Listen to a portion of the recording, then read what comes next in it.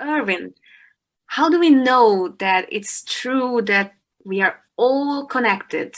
Because spiritual people have been saying this for centuries, but now the serious scientists are also joining in. So, what do you think? Are we really so directly and permanently connected, or this is all just something that people came up with and we would like to believe it? What do you think? Well, there are different ways to view the world. One of them is through connection. And that way is what is called a holistic way.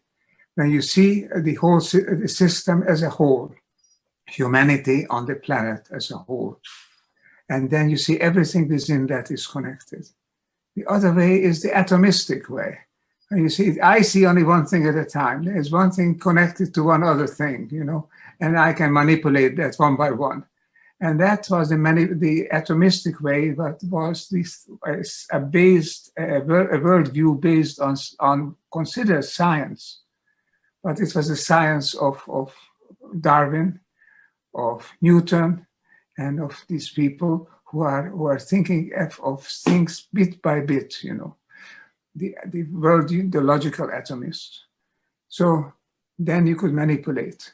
And still, I think political leaders and economic leaders very often think one thing at a time, and they try to manipulate. They only think of themselves, thinking that they can only affect themselves and one other thing, or a couple of other things. But Garrett Hardin, who was a great ecologist, said, you cannot never do one thing. He said that. Because once you try to do one thing, a whole lot of other things follow. So what I'm saying is, there could be a world built on the atomistic principle. There could be a world based on the holistic principle of all things are connected and forming one whole. Each is possible. But today, science supports the holistic view. That's the new factor. It used to be thought that the atomistic view, things bits and pieces at a time, and that view is the dominant view. That is the true world. We're working like that. And science today, the traditional science, which is taught in mainstream universities, often takes this atomistic view still. But on the leading edge, which comes from the new physics, the quantum physics, comes from the quantum biology, quantum psychology, the new consciousness research, the new ecology. All of these are seeing that how all things are connected together. So they see the world as a whole. What is this whole? This whole is made up of all of humanity. It's made up of all of life on the planet. And beyond that, that is the universe as a whole.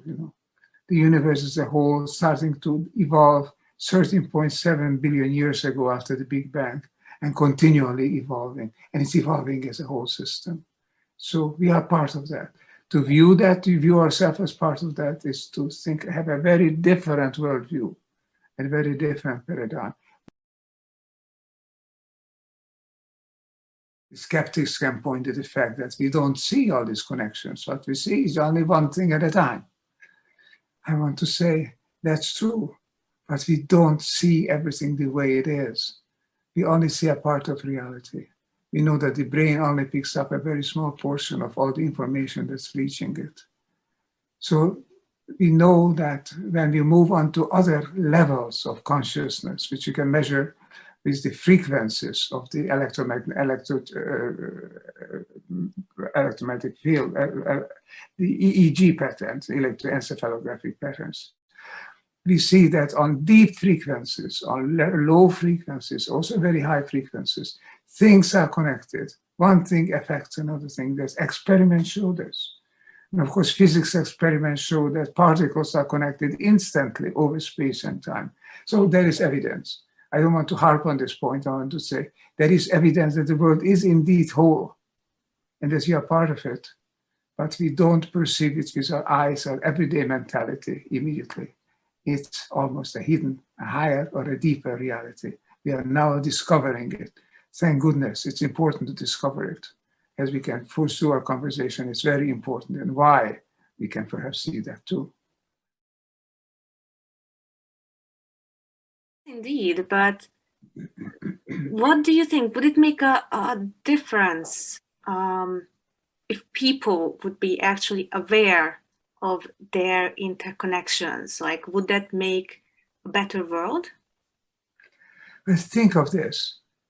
A normal person within a family is not killing each other, is not purposely harming. The closest connections between spouses, between lovers, between mother and children, they feel themselves together. In fact, there is a connection between them. We know that phenomenon of the twins feeling each other even over distance. We know that mothers are feeling their newborn children or their young children. And when there's something wrong with them, they feel it over distance and over time and over distance. We know that there are connections, and these connections bring two people together in peace. These connections try to find coherence, try to find love. So if you would feel yourself being connected to not only to your own family, but to your tribe, to your tradition, to your culture, to your country, and perhaps even to humanity, you would behave very differently, because you wouldn't be killing each other like that. Wouldn't be have aggressions like this. We wouldn't think that we can do just one thing and just look at ourselves and never mind the rest. The Aborigines of Australia, we call them primitive people. They are highly developed, highly evolved people, actually. They can sense each other, even over distance. They can sense what happens to the people as they're going through the forest, for example. And people who are sensitive, have had a higher body called spirituality, they have this sensation.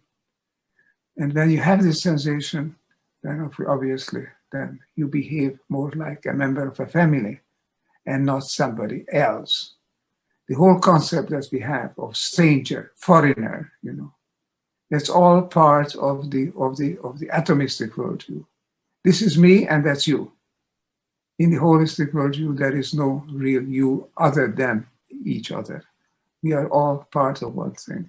At the leading edge of science today, people like Ervin Schrödinger and Albert Einstein and Jung and Pauli and these people have always said there is oneness in the world. Separation is an illusion. And when people act like this, when people see like this, when people feel like this, then they act differently. So I think it would be a good idea indeed to recognize that we are part of a human family, which is a one whole family. We are part of it, and we can move forward because we have a consciousness, and we can orient our consciousness so that we are not just a passive participant, but we could be an active promoter, somebody who is actually moving, trying to move the system forward, evolving higher to higher level, upshifted, as we call it.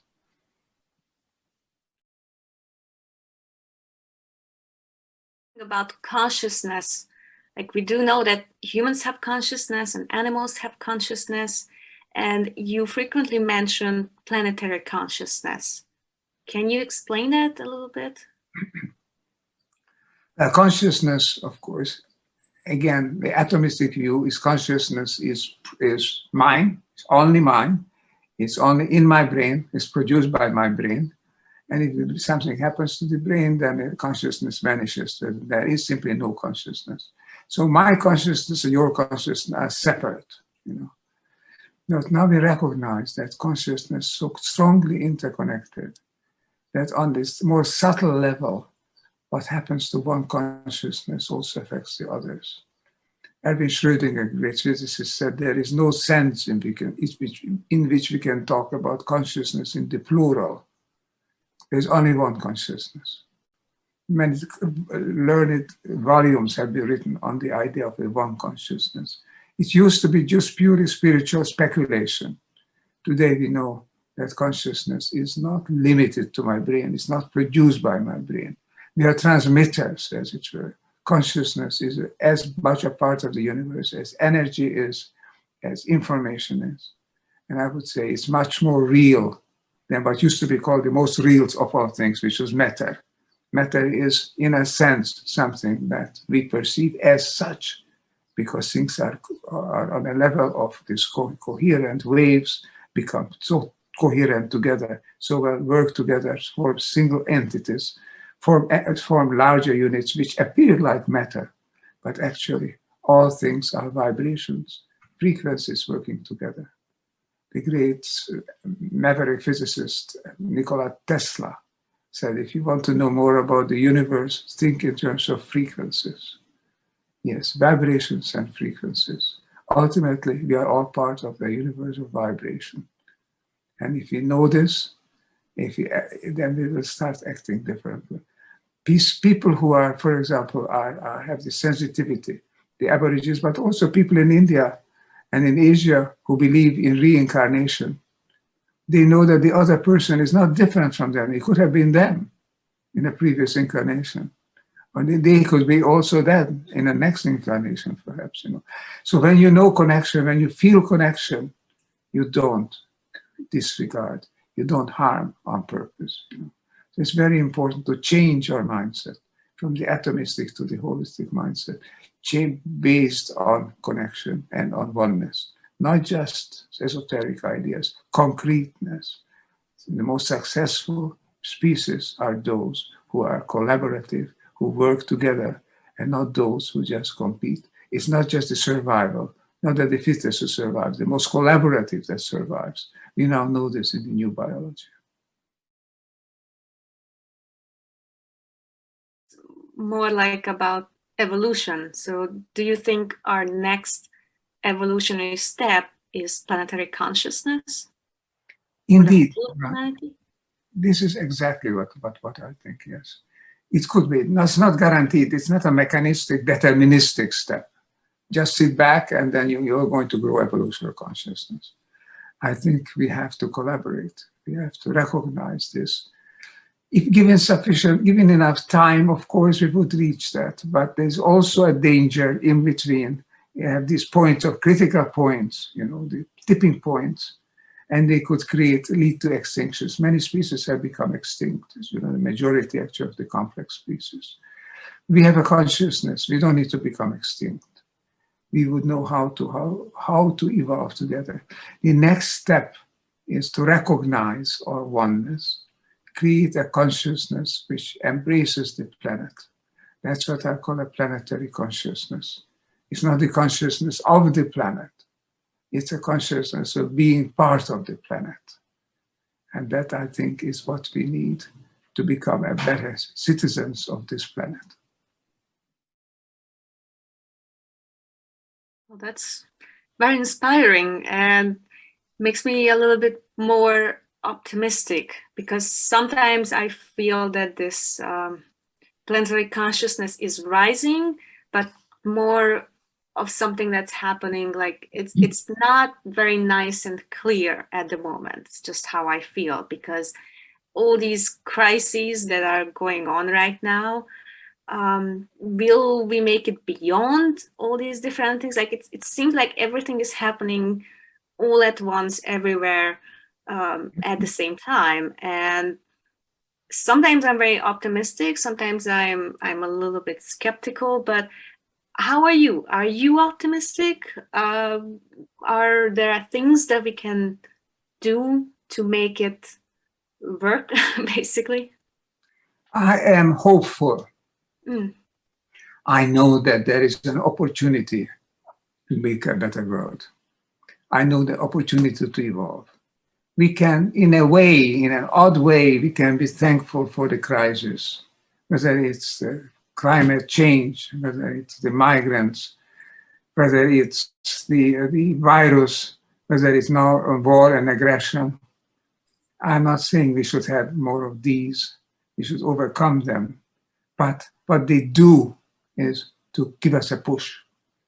In cybernetics, one talks about an initial kick, that you launch a complex system, you give it this kick, that means you give it a push at the right point, at a given point, and then everything starts to move, everything starts to change.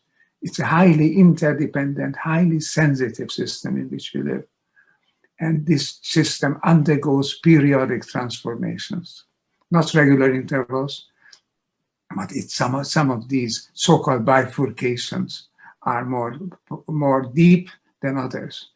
What's been happening through history, the recent history, is that these critical points, these bifurcations, have been growing from the local level to the regional level, to the national level, to the continental level. Now they're up to the global level. Now we are all on the same boat. We are all in the same bifurcation. Bifurcation, I mean, not we literally bifurcate. Our evolution bifurcates. In other words, from one evolutionary branch, now several are opening up. Which way do we go? All become possible. As long as the system was very stable, it's passive. A stable system, you can't move it out of its rut, as it were. Now we have been moved out, have been kicked out of the old rut. And we are now facing a situation where the question is arisen. The question is posed ever more: where do we go? How do we go? Who does it? These were not questions that could be meaningfully asked or having answers to while the system was very stable. It was hierarchical. It moved the way it was, the way it's going to be, the way it was. It's no longer the case. So we are moving through a crisis which is a catalyst for progress. It can be made that. It can be an overture to breakdown. Yes, it can. But it's up to us to work in time, to wake up in time and work together. Create a coherent system of which we are a part. What we have been speaking about all along is our sense of being one with others, our sense of being connected, sense of love for each other and for the world, for the life around us. I mean, that is the result of a positive bifurcation. That is when we're going the right way. And the fact that all of the world is now in the same boat and we recognize that humanity is one, for better or for worse, you see, that is, and that we hope the future is very much open. All that is a sense of hope. So I say I'm neither optimistic nor pessimistic. I am possibilist. I say, yes, we now have a possibility. I like that, a possibilist. You're already an accomplished author, and I do know that you have a new book that came out a couple days ago. It's called The Upshift. Can you talk about it a little bit? Yes, Nora. In fact, I got a copy 2 days ago. All right. I received it in the mail, a copy which is hopefully it can be seen. It's called The Upshift, The Path to Healing and Evolution on Planet Earth. Trying to show is that there is a path, a positive bifurcation path, a path up, shift up. And so in this book, I'm trying to explain that if we would shift up together, that would be the way to heal, because then we would not exclude each other. We would not try to outcompete each other, not to kill each other, but to work together, as nature always does. Nature always works together, even if there is a level natural, but a food chain, there is some violence there, but altogether, each species supports every other species, and everything, all of nature, the biosphere forms a complex, coherent system. If we would do that, we ourselves could become such a system. So this book is attempting to, in a short while, in 120 pages or so, just describe the main elements. What is missing? What do we need to create a better world? I say Gandhi was right. We need to become the change we want to see in the world. How do we become a more positive citizen of humanity on Earth? And then, not then, any time, of course, people who wake up and say, okay, so how can I do something? How can I find others? For this reason, we are now creating, as we know, as you yourself know, an integral part of this, at the Laszlo Institute, we are creating the Upshift movement so that people can join. Joining is free. You don't ask people money. We ask them to give their ideas, to describe what they think is the good way to go forward, a wiser way, a positive way. And then we try to bring like-minded people together with projects, We ask sponsors to try to, if they can help them to finance this project and to create not only in thinking, but also in action, create a better world. So everybody can join. We try to make it a democratic movement, a massive movement, reach that critical mass where the world can really start to change in practice. So both of these things, Upshift book, the Upshift movement, are recently being launched, they're newly launched initiatives. And we hope very much that people the world over will pay attention to them and come and join. As I said, it doesn't cost anything, but it does bring us people together. We try to be together to solve our problems. Thanks for asking the question. I'm very eager that the people at this conference, a global conference, because nowadays everything has moved onto the global level. The action is on the global level. And that here at this global conference and in future conferences, people will pay attention, because our future and the future of our children will be assured if we work together, if we realize that we are basically one family, one humanity, one earth. That, I think, is the lesson. Now science supports it and we can experience it. Let's do it. Let's do it. That's my message. That's perfect. So we're going to ask people to go to the upshiftmovement.com and join the Upshift movement. And just to end this wonderful interview, do you have a word that you can leave for us, for people, especially young people? Some very positive, possibilist message? Indeed, you know, I'm so disappointed when I see all the unheartening or the disheartening, all the pessimism, all the drawing back into oneself that is going on. Not by everybody, obviously, but there's also some of that pessimism around that paralyzes. My message is to wake up, because this is the first time in history, not only human history, the history of life on the planet, when there is a species that is becoming aware that it is part of the whole, that it can become a positive, a constructive part of the whole, and it can do something about it. It's a historic moment. You've been born at a wonderful time, the time when your life that is ahead of you could be a critical turning point, past the turning point, into the new way, into the path toward healing and evolution. Make yourself a part of evolution. It's not difficult. The opposite is difficult, to block it all the time. To go with it means what the young people call it, go with the force. It means going with the force. Evolution is a force. Go with it. You find it in yourself, because deep down in your consciousness, you realize, you know that you're an evolving entity working together, moving toward higher and higher levels of coherence and oneness, expressed by love. So it's a marvelous time to be alive. Wake up and act. That's what I want to say to young people.